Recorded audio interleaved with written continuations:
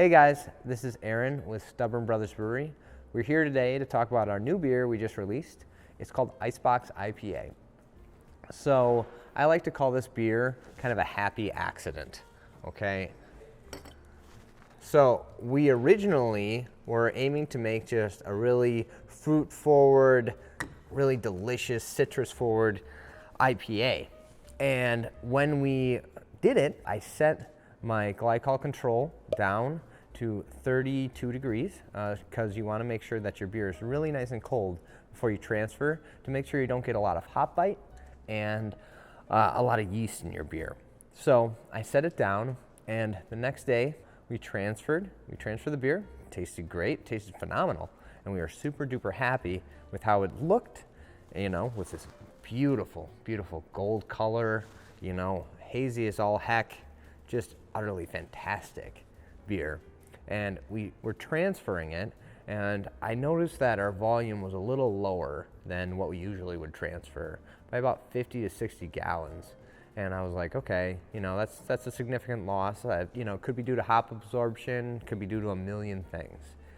And so I didn't really think about it. But then I opened the tank after we transferred to begin to wash it out and clean it. And I looked inside, and the whole tank was covered in ice. It had frozen basically the hops, and it had frozen the sidewalls and taken out a lot of the water and really almost made like a concentrated hop juice per se. And I think the coolest part about this beer, oh my God, it smells so amazing, is the ice almost acted as a filter, because the ice grabbed the hop particles, it grabbed the yeast, and it grabbed all this stuff that usually, a couple little bit would have gotten into your beer, but almost none did. Almost none got into our beer because the ice acted as almost a filtration system for this style of beer. A lot of beers that you may have drank are made with an ice technique, okay? Such as natural ice, Icebox, that is a style of beer, ICEBOCK, Icebox.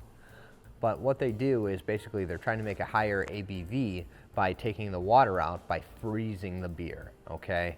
So if you have a natty ice, more than likely they say they utilize the technique that we did as well. And we did ours by accident, but they do theirs on purpose. And they basically freeze the beer to make it more concentrated, get more alcohol into the beer, and they sacrifice a little bit of the volume that they're going to have, and that's kind of what they do. Same thing for a bock or an icebox. They freeze the bock, and thus it gets concentrated down, and thus why it's called an icebox. And so that's kind of the technique of what some of these larger breweries are doing for making like a natural ice, or, oh my gosh, I don't even know half the macro beers that utilize that technique, but that's primarily what they do. If you read ice in a beer, usually that's the technique that they're utilizing. So with this beer, after we transferred, I was yelling to my assistant, and I was like, I think we accidentally made an icebox. And he's like, Icebox? Oh, that's cool. That's a great name. And I was like, it is. That's a great name. So we called it Icebox IPA. So if you've ever drank an IPA, more than likely it was not made this way.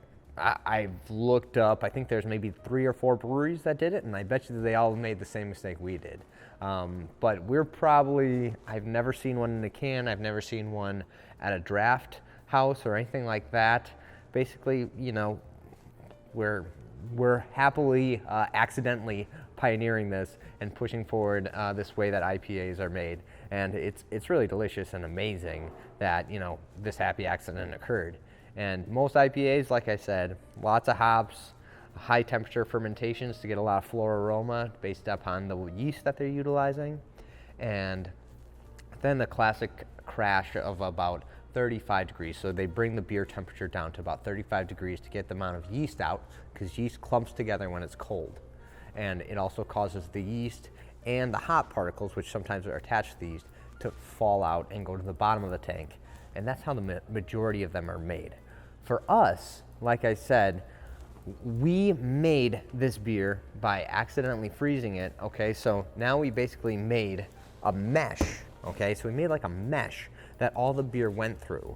And when this, with the icicles, And what happens is when it goes through that, all those hop particles were getting stuck and all of those yeast particles were getting stuck. And then also decreased the volume and made it a higher alcohol beer, around 7.5%, 8% for us. And you know, that's a concentrated IPA. It's not a huge IPA, but it's concentrated. You know, aiming for a 5, 5.5 to come to a 7.5, 8.